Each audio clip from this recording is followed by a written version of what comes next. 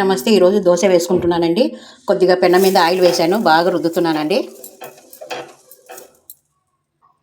ఇప్పుడు 3 గంటల దోశ పిండి తీసుకున్నానండి. 3 గంటలు. మన తగినంత ఉప్పు వేసుకోవాలండి. మనకు బాగా రోస్ట్గా రావాలంటే ఒక స్పూను మైదా పిండి వేసుకోవాలి, ఒక స్పూను శనగపిండి వేసుకోవాలండి. ఇప్పుడు మనము కొద్దిగా చక్కెర కావాలి, కొద్దిగా లైట్గా చక్కెర, ఎక్కువ లేదండి, ఒక లైట్గా వేసుకోవాలి చక్కెర. ఇప్పుడు సోలా పొడి కూడా వేసుకోవాలండి, కొద్దిగా సోలా పొడి వేసుకొని బాగా కలుపుకోవాలండి. కలుపుకుంటే మనకు దోశ రోస్ట్గా వస్తుందండి, బాగా క్రిస్పీగా వస్తుందండి. ఇప్పుడు నేను బాగా కలుపుకుంటాను. అదిగోండి దోశ వేసుకుంటున్నాను.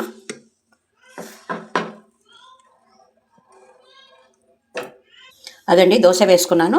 ఇప్పుడు కొద్దిగా ఆయిల్ వేసుకుందామండి. ఇట్లా చుట్టూ ఆయిల్ వేసుకోవాలండి.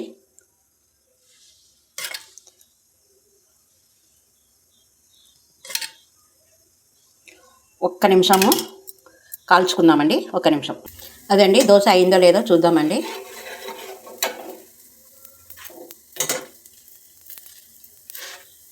అదండి దోశ అయిందండి, బాగా రోస్ట్గా వచ్చింది చూడండి.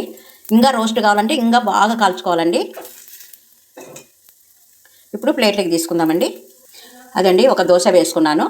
ఇప్పుడు ఒక దోశ కూడా కాలింది చూడండి. ఇంకో దోశ వేసుకున్నాను.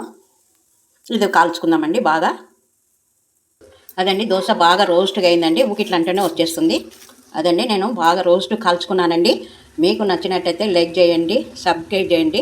అంతేనండి దోశ రోస్ట్ అండి. శనగపిండి, కొంచెం మైదాపిండి, సోలా పొడి, కొద్దిగా ఉప్పు వేసుకొని బాగా కలుపుకుంటే మనకు దోశ ఏ విధంగా మెత్తగా కావాలంటే అవన్నీ అవసరం లేదండి. రోస్ట్ కావాలంటే ఈ విధంగా చేసుకోవాలండి. మెత్తగా కావాలంటే మామూలుగా దోశ పిండి, ఉప్పు, సోలపొడి వేసుకొని చేసుకుంటే మెత్తగా ఉంటాయండి.